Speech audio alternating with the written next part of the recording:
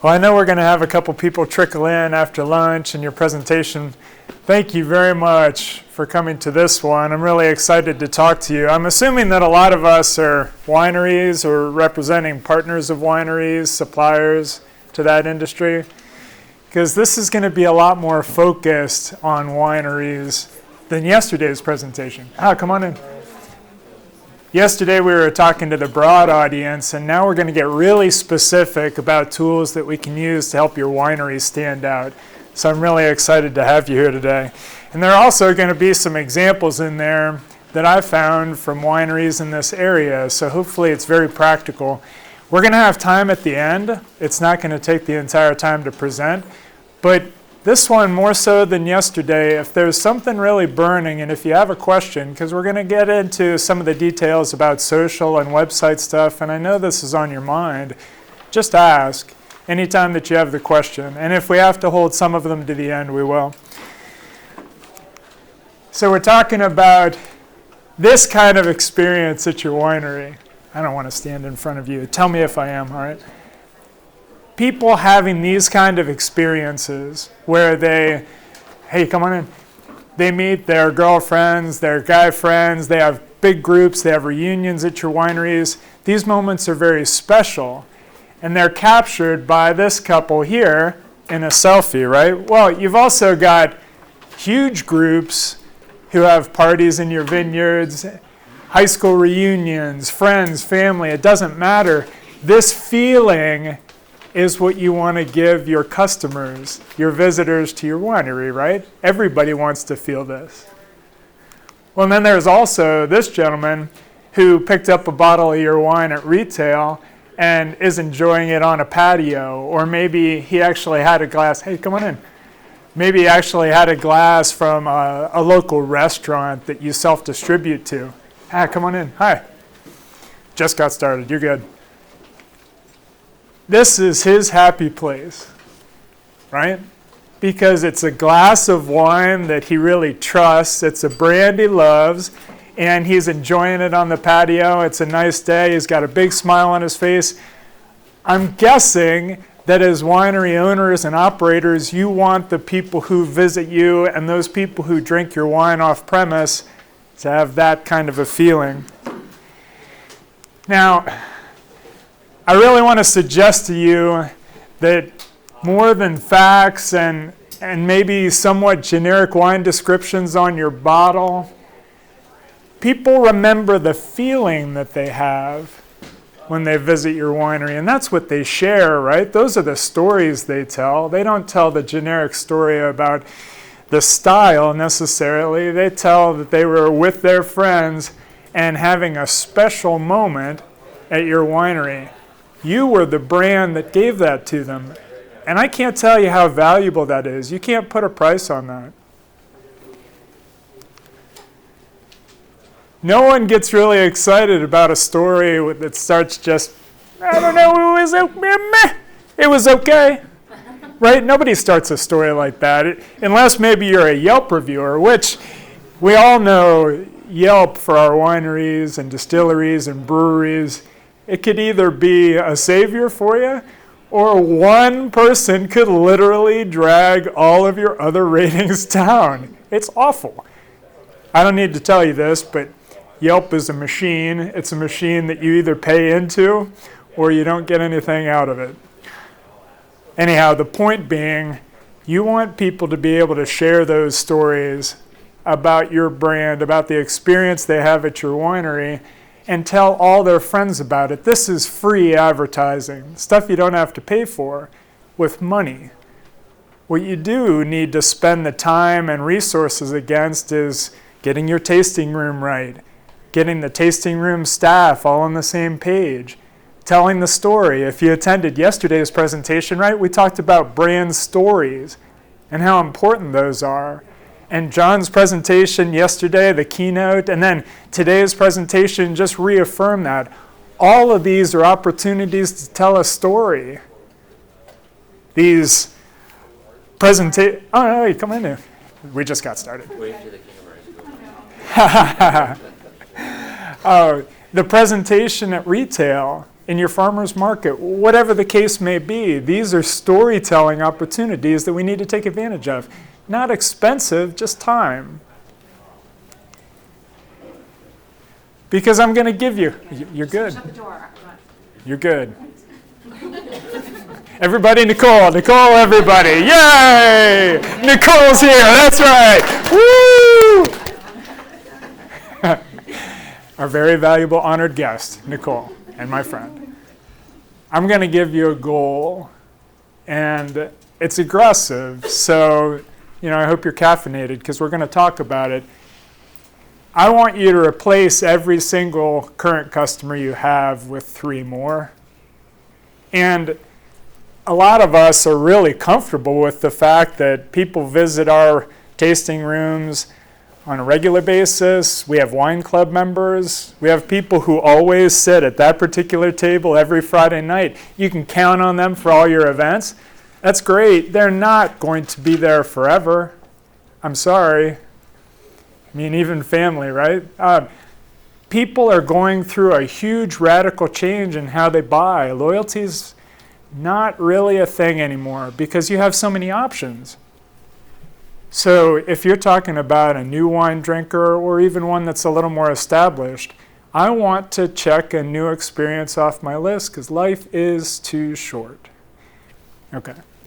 So the goal, and really the entire presentation today, is kind of geared towards this. It's giving you the tools that you can take back and immediately use to start getting to this number, because it's really, really important.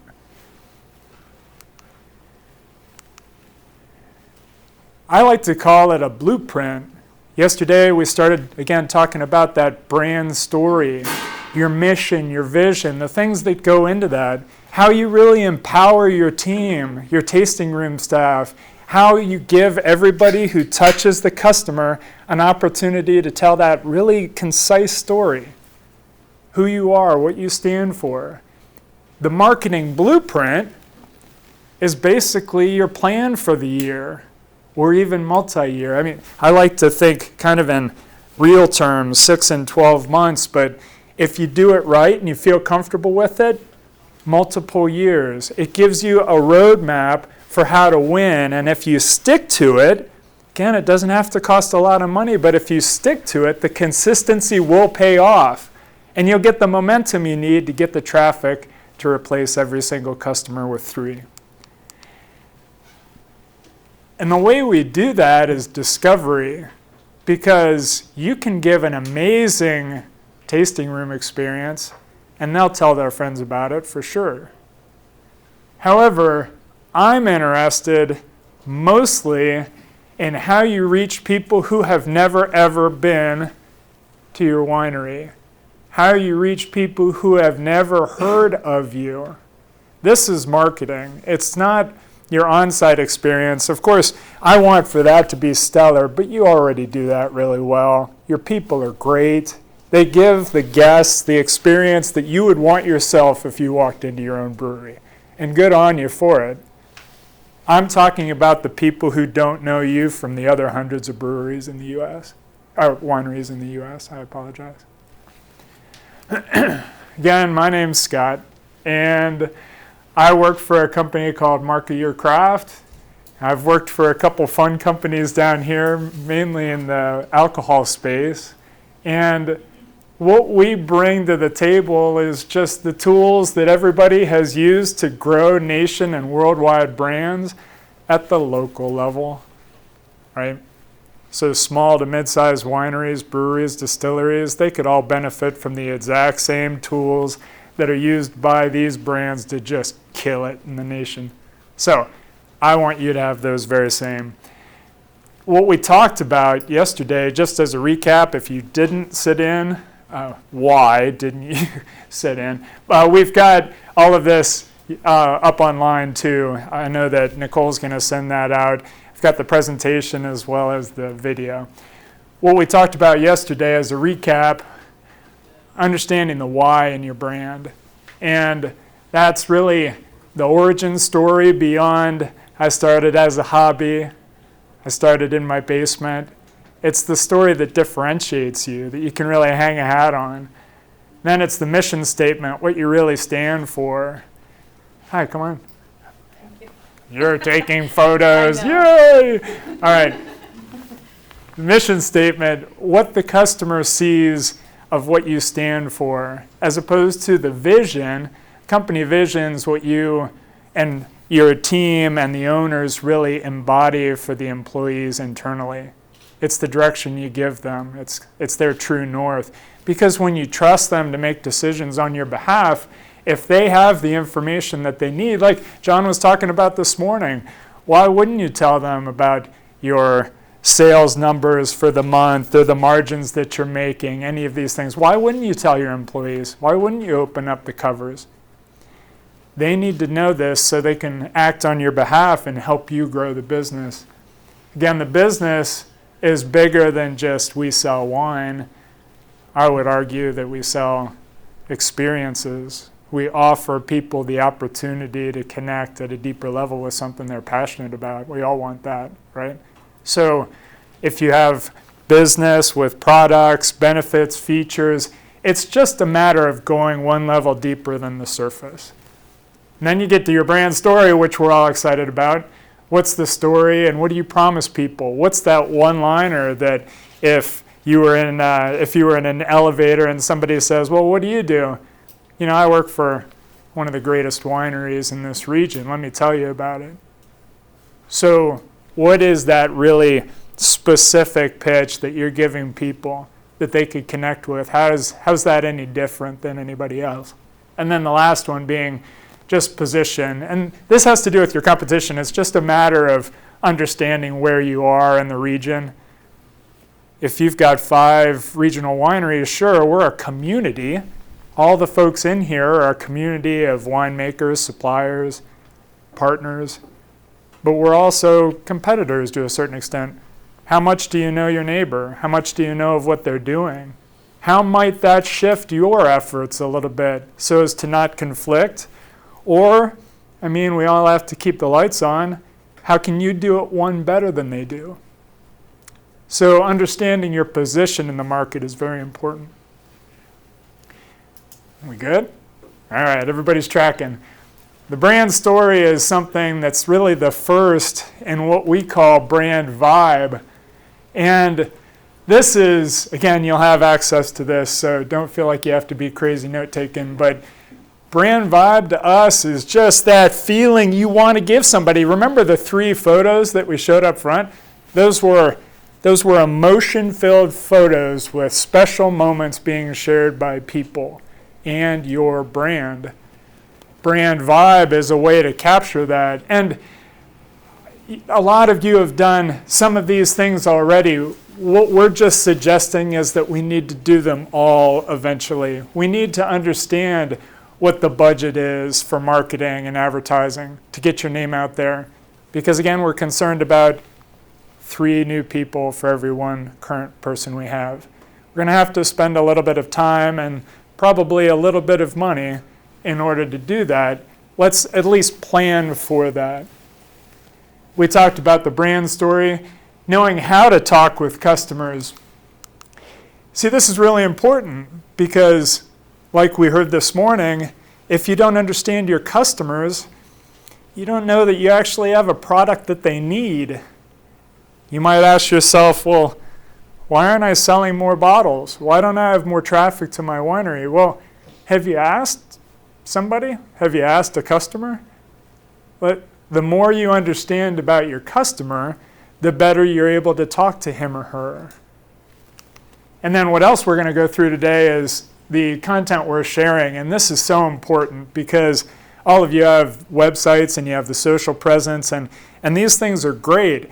I don't think they're working hard enough for you right now. And what I'd like to show you today is easy things to get you up to a level where you're more competitive, not even amongst yourselves, but on the bigger regional level, multi-state, whatever your distribution footprint. So this is what we're going to go through today, and it basically unleashes your superpowers, which this is all about your internal team, the tools that we can give you to take. Hi there. Perfect. We just got started. the tools that you can take back to your team that you can immediately use to really impact your position in the market. And it's also available here on our website, which you'll get later from Nicole and the crew. So our brand vibe discussion today is going to talk a little bit about your customer and just how simple it is. Again, it takes a little bit of time, but how simple it is to ask the question and get the answers that you're looking for with customers. That gives you a slight change of perspective on how you might talk to them. And then when you're talking to them, what voice do you use? What's your personality? How's that reflected in everything that you do? Everything from the About Us page on your website, which is kind of the low-hanging fruit for us, to the social media posts on a weekly, daily schedule. How does that reflect who you are as a brand? Or are you just checking the box to have an account? Really, you want to give people that experience that we saw in the photos in the beginning of the presentation, that special feeling, that moment. They will necessarily label that moment with your brand name, which is exciting because they have a lot of choices. I don't need to tell you that. But if you sponsored their most recent outing with a girlfriend or a high school buddy, that means something. Tracking sounds scary. It's not. It's basically just understanding if I put in this amount of effort, how much did I get out of it? And that's at the root level.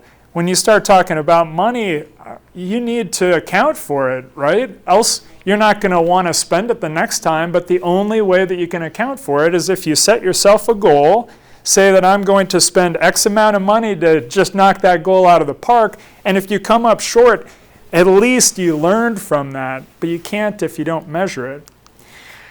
Social and digital. Now, these are the ones we're going to focus on today, and it's just, again, it's the easiest, I believe, to make an immediate change because everybody has these going on. But there's the whole gamut of marketing that you could use. The events, the tastings, the sponsorships, public relations. Some of you actually send out press releases when you have huge events or new wine releases. This is free advertising, but not a lot of people take advantage of it. Easy to do. You just have to do it that first time to get over the hurdle of it's uncomfortable, it's a little scary. So there are a ton of other options for telling your story. My suggestion is we focus here today and we leave you with something very actionable for tomorrow. So our audience, this particular couple's shopping the shelf at a local wine store. You've seen this countless times, right? If you're in retail. Now, the question is knowing how to talk to them. And really, that's just a matter of asking them. Now, it sounds weird. It sounds like you're doing surveys, and nobody likes to be asked these direct questions. It's almost like an interview. But just imagine a scenario where there's somebody sitting at the bar or somebody sitting at the table, and your tasting room attendant just says, "Hey, how are you doing today? Or what style do you like? Could I help you choose?" Now, that's a seemingly throwaway statement to a lot of people, and maybe it's part of your steps of service, I don't know. But what did you just learn there? You learned maybe you have a style that matches what they need. That's one. Maybe they have a style preference that you had to make a suggestion as an alternative or a substitute for what you offer too. Or maybe they just told you the style that's trending that you might actually need to get involved in. But we don't necessarily digest that information like we should when we have those interactions with the guests because, we're busy. I get it. Maybe it's a row 4 deep of people and, I don't have necessarily time, but have you asked your tasting room staff lately? Like what they know about the customers that are coming in? Maybe you have. good on you if you do. I don't think a lot of people think that way, just about having a meeting once a month just to learn from each other. You have a lot of people who are eyes and ears for you. Use them. So current customers are a little easier because you know Bob at the end of the bar, or you know Jane and her family, and she usually brings her dog. They sit out on the patio. You know these people. A lot of them are part of your community, which is awesome about wine, right? Because it is community. The ones that are a little more difficult to talk about are the people that you want in the empty seats. Now, ideal customers may buy a wine club membership now. A wine club membership runs out. What would a long-term value of a wine club member who only subscribes for 6 months and then is out? Well, maybe you get $150 out of the person, $200. My suggestion would be paint a picture for yourself first and then share it with the tasting room team. Paint a picture of the ideal customer. What are they spending? What do they look like? What's their education? Is it a family? Is it a single person? The more you can detail and describe for your tasting room team what the ideal customer looks like, the more they can help you find people to put in those empty seats that look like that ideal customer. And then you start to think, well, how can I speak differently to those people? How might I change or tweak my website just a little bit in order to attract a new group of people like that? Social, same thing. What motivates them to buy? What pain points they experience? Pain points, by that I mean, wow, I don't have a local producer of this type of varietal that I really like. Or, man, it's difficult to find this. Or, I just wish that there was a patio that allowed dogs. Whatever their pain point, if you understand what that is, then the next time you talk to them, and I'm not saying like a one-on-one conversation with this person, because that can be a little sketchy. It's more like people like that are looking for these particular things. You want to be the solution to that problem that people like that are having, because there's more people than just that one person, right? I'm just reminding you here that these tools that we're talking about, a lot of times they don't cost money, but they have an immediate value on every single aspect, every single touch point with your customer. Now, I would ask somebody if they feel comfortable maybe to help me out with this one, because there are a lot of things that we could ask or observe right now every single day in our tasting room when it's open. Why are they visiting? What do they like to drink? What styles, like we talked about, varietals that people are interested in? Who do they like to drink other than your brand? Now, not to put anybody on the spot, but have you seen an instance where a team member just really stepped up and said, maybe came to you at the end of the day and said, hey, I learned this about a customer, or did you know, or wow, this winery down the street is really doing cool things. Have they brought some of that information that they get from the customers or the visitors back to you? Is there any example that you might help add a little bit of color to this that you can think of? Not to pressure anybody, I feel like the idea is that a lot of times we get this, but process it and just move on. But if you actually take a pause, receive what that team member told you, and then, okay, well now, how does that apply to our winery? If you just take that one moment, you'll be surprised at the number of ways that you actually come up with in literally a split second, how many different ways that might impact how you have steps of service or your tasting room etiquette. a slight change you might make to the patio, a quick website search of the local competitor that somebody is talking about because of the event that they just had the other night. Like, just take that one moment to really listen to the team members when they bring that feedback to you. And if they're not, I would encourage you maybe to take a second and actually ask them the question, because maybe they're not going to volunteer it themselves. What does a team meeting look like for you folks? Do you get to have an opportunity just for a little bit of casual research that way? It's not just marketing that's impacted. Think about this impacting every single aspect. Tasting room, how your salesperson interacts with local accounts, how you're presented in the on and off premise accounts that you have or self-distribute to. All of these insights that you pick up, they actually have impact elsewhere. The second one we talked about was voice and personality. And it seems funny, maybe kind of counterintuitive, that your brand has a voice. It has a personality.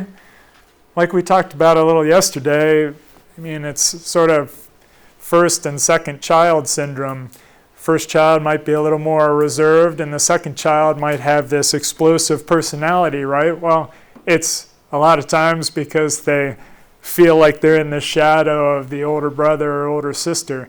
Well, imagine a brand with a personality. What does that look like?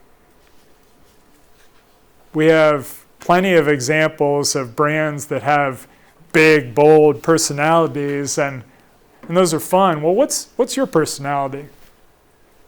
If you were to sit down and just think, well, I mean, we make great wine, we're kind of fun, just don't stop there.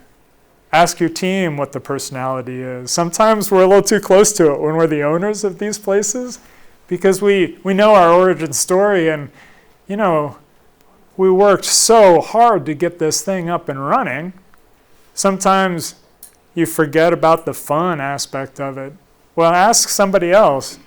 Tell me what our personality is. What do you think our voice is? And then together as an entire team, you kind of work your way to the right answer that everybody can say, yeah, that's actually it. That's right there. That's who we are. That's what you hope for with voice and personality. Are you approachable? Are you serious? You can see how those two things are completely different.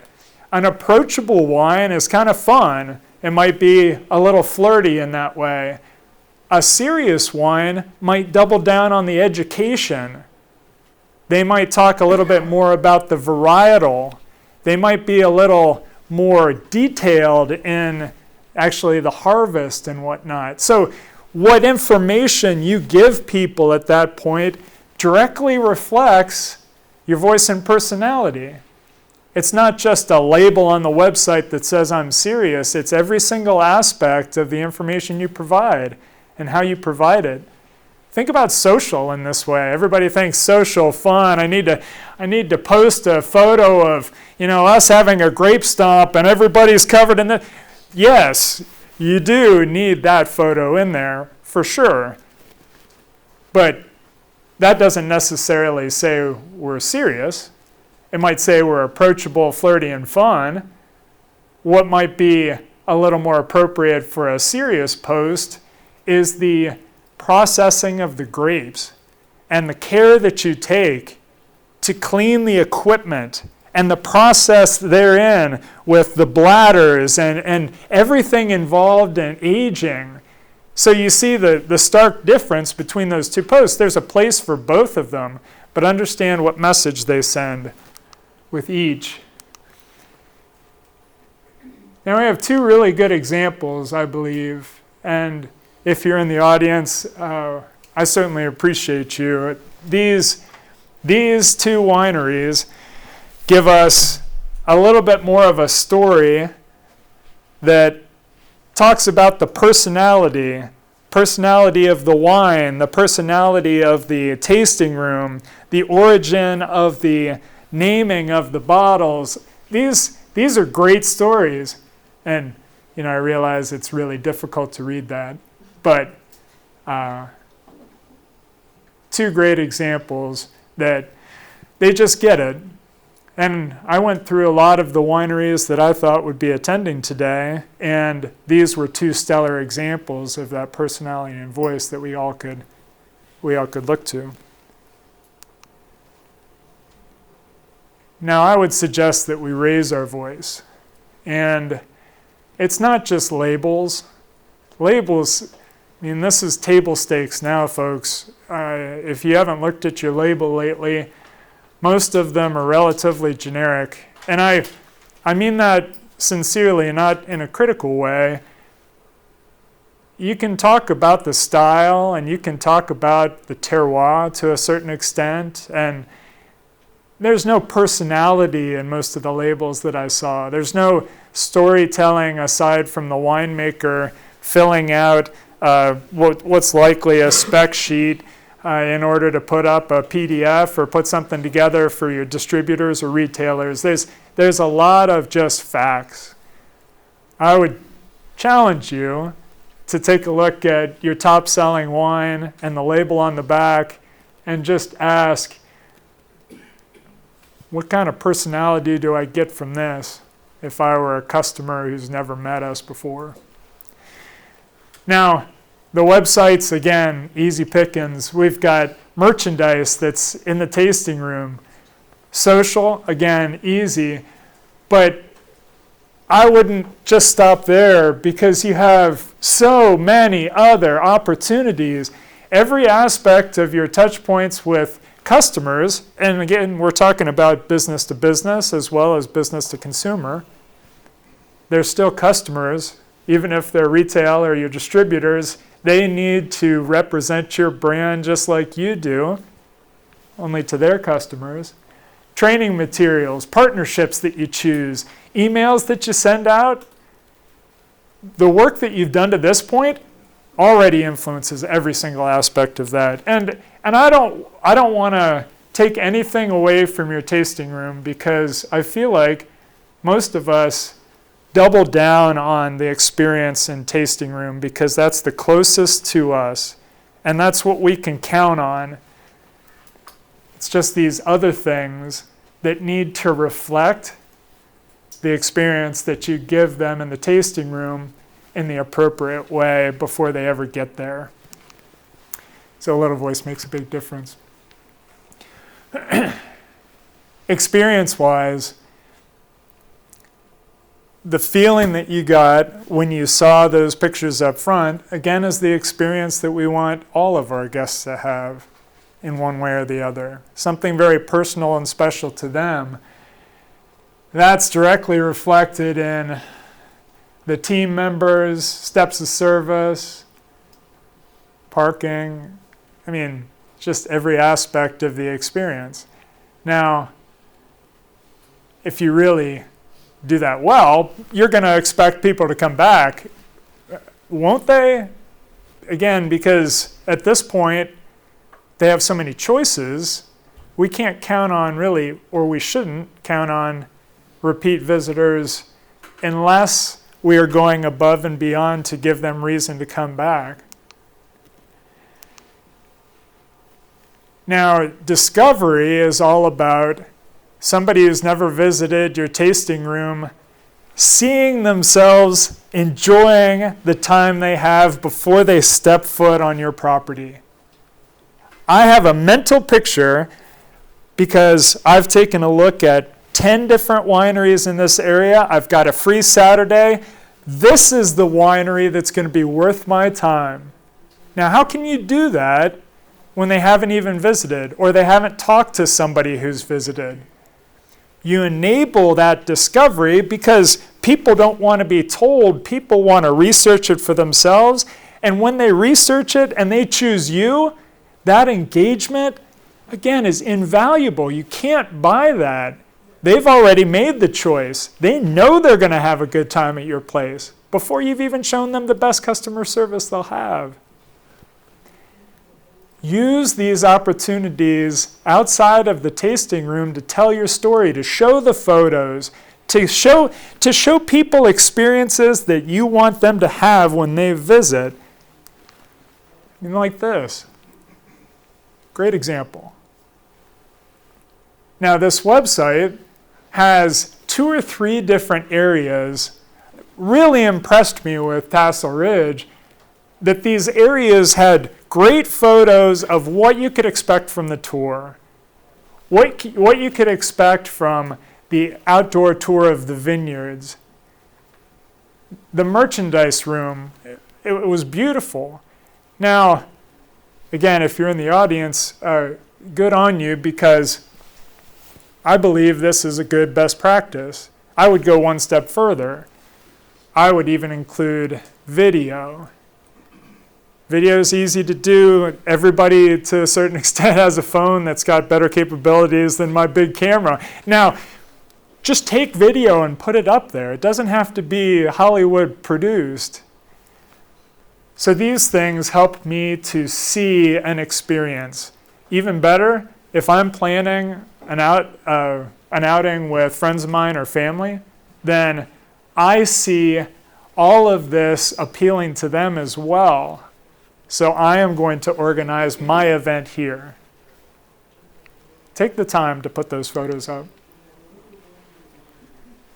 All right, we're over halfway done. Thanks for tracking with me. Now, tracking, it sounds scarier than it is, and it sounds like scientific research, and it sounds Big Brother, and I totally get it.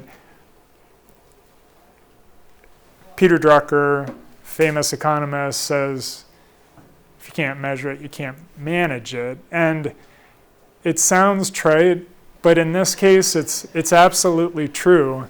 If you're going to spend any time, again, any money against any of these efforts, then it's in your best interest to figure out if it's working for you and learn from it, because next time you might actually decide to double down because it worked for you. This kind of stuff is addicting. When you're going after 3 new customers and all of a sudden you start to see a flow of people through the door, you're like, yeah, I'm getting it right. It's working. But you have to be able to set a goal and track against it. So you've used these things before. I know we all have, right? Coupons and the different promotions and an event calendar, all of these things to try and drive traffic. Just track what you spend against it, how much time it takes, and then objectively at the end of it, just ask yourself if it worked. And then you pass that information on to the rest of the team. Again, be very transparent about it, because your tasting room team, they are your front line in a lot of these cases. They need to learn as well as teach you. I obviously can't see any of your back offices at the wineries, so I didn't have any examples in industry to talk about with this one, but there are definitely some best practices outside, right? Loyalty it's kind of a weird one. People could say a wine club membership is a loyalty program. I get it. I used to work for a wine company, and I managed all their wine club and POS integrations out in Napa. And sure, transactionally, a wine club is a loyalty program because you can count on that predictable income. And boy, we love that. And maybe I got their email address, and so I can email them the promotions and when the renewal's up. And it's baseline loyalty. I would suggest that loyalty is a bigger thing than that. But I would also ask you, maybe about your experience with loyalty. How many loyalty programs do you belong to nowadays? And I think in general, people are a little more resistant to joining loyalty programs for privacy and other reasons. So whereas before loyalty programs were the hot thing, I think now it's more so people are turning to the relationships that they're fostering with fans and followers on social media. But regardless, if you're thinking about loyalty in a way that's bigger than a wine club membership, you might look to some of these best practice examples like Southwest. I'm a big fan. I fly Southwest all the time. But they really do loyalty in a big way. For the airline industry, I think they're one of the leaders. And doubly important, they reflect their brand voice in every single email, every single ad. You know who Southwest is. Love them or hate them. I mean, their personality and voice shines through in everything they do. The loyalty program's no exception. DSW, Shoe Warehouse, Starbucks, love them or hate them. I get it, but boy, they figured out loyalty. And call it transactional, people are diehard Starbucks fans, and as soon as they install that app on their phone, whenever they have the opportunity, they use it. They want their stars. I get it. And then Amazon, as odd as that is to say, people are fanatical about Prime. Like, I get my stuff tomorrow. What?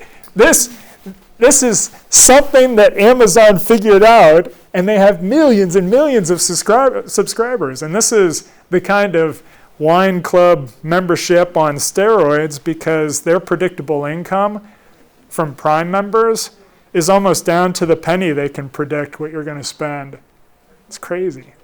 You hate to think about it being a consumer, but they have a lot of data on us. All right. If you're considering loyalty, it's tricky. Be careful. You can't incentivize purchase. And when you start talking about money back or memberships or fees or cost, like, just check with your team, check with the resources you have available through the association in Iowa. The legal side of this, you don't want to get busted by. You don't want to be on anybody's radar. So be careful. There are opportunities, but make sure you know what you're doing. Now, from a tracking perspective, I would suggest we have a lot of free tools that are available. This is MailChimp on the left and Google Analytics on the right, free. You may use MailChimp for your email. Your website might have Google Analytics on the back end. It might look like something you're not interested in, but over time, if you have a report that you see once a month where it shows an increase in traffic to your site, and you start to correlate that with traffic to your tasting room, I bet that report's going to matter to you then, because you're starting to see the results of your efforts on your web actually pay out at the cash register. The last two things, and we've got plenty of time to talk about them, ask the questions that you have. Social, it's a funny one. Everybody feels like they need to do it. And we had a discussion yesterday, which I wish we had more time for. It's a matter of your customer. A customer of a producer may or may not have a social media account and be influenced that way. When the gentleman asked the question, I probably gave the wrong impression that social isn't necessary for everybody.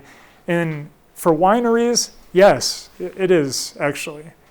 For producers, depending on your customer, if it's just business to business, I have a hard time imagining social influencing a purchase at that scale. It's just something I need to understand a little bit better, but clarify the difference between direct-to-consumer and direct-to-business. So the social media is a very important part of your marketing strategy. You have the accounts, people are interacting with it.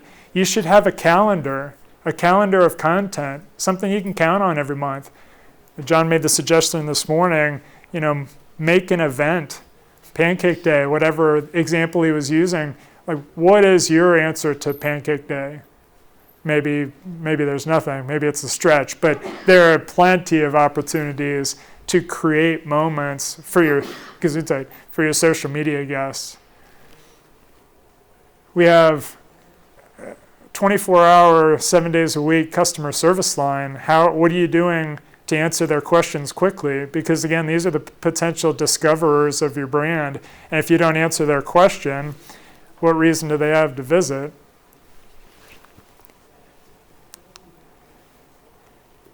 I thought Cedar Valley did a great job of their social. And I'm not speaking about frequency. This is completely up to your team and the resources that you have and the bandwidth, quite frankly. But what I saw was a conscious decision to use beautiful staged photography, raw video footage, again, not Hollywood produced.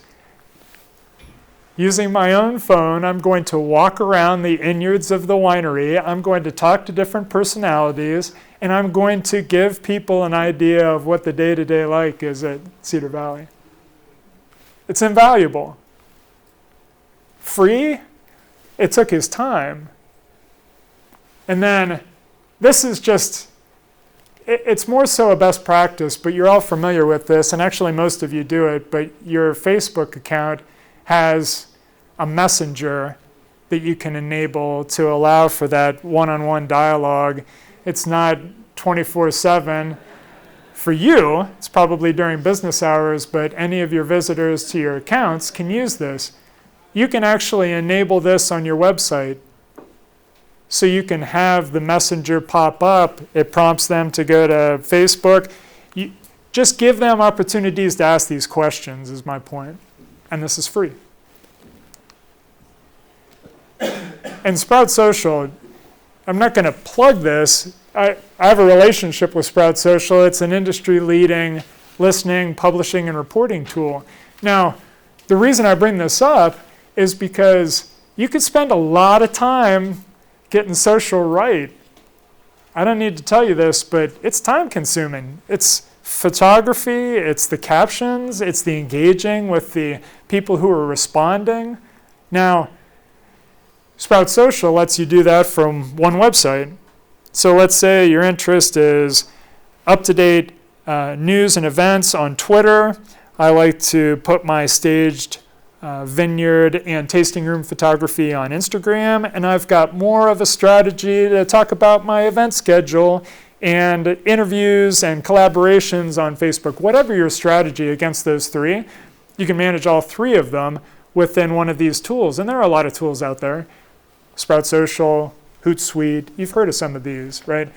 Not expensive, but at the end of the day, if we can't manage what we don't measure, this allows you to know exactly how much engagement you get per post. You can see the trend of engagement over time. So when you start looking at all of your social efforts in one report, you see things a lot differently. Not only is it easier to manage on the front end, but it's easier to measure on the back.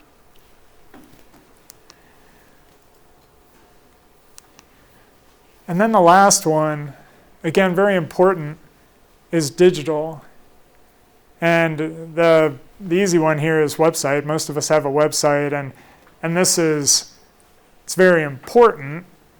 It's doubly important to have a mobile responsive website because the stats on smartphone usage and winery near me, and this is staggering. This is not going away. And so having a mobile responsive website means that it looks beautiful however they view it. And most of it's happening right here. But it's a tablet, it's a laptop, your desktop, it's any internet-enabled device.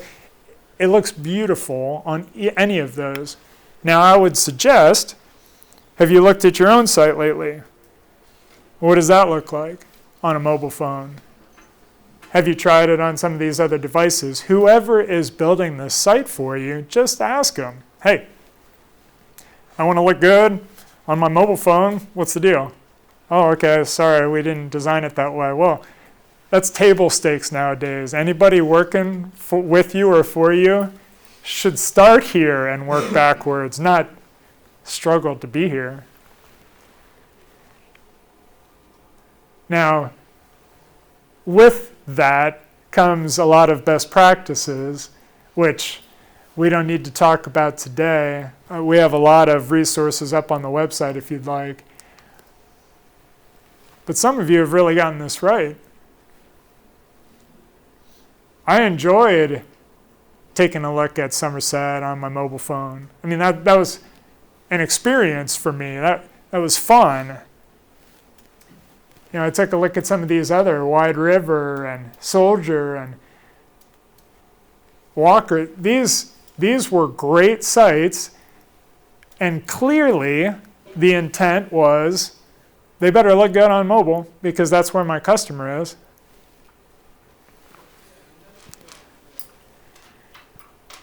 The discovery happens with mobile, especially in a winery near me scenario.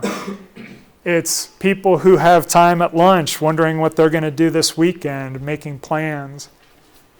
Make sure that your website allows for that kind of discovery. And you'll see this in what Nicole and the team sends out, but we put together a page with best practices and some resources and the videos from the last couple days and all the presentation materials. It's all up there. It's a resource for you. Use it. Now, just in closing, I have to congratulate you because if you've followed along yesterday and today, you've already completed 95% of like a legitimate annual marketing plan. And if you haven't had one before, you do now. You leave this conference with the tools you need to have your entire marketing plan, 95% of it, planned out for the year. Clear direction that you can give your team. You can hold yourself accountable for these things. You can measure and you can set goals. You have what you need. If we were doing a client engagement, this is exactly what we would have walked them through. So you got it.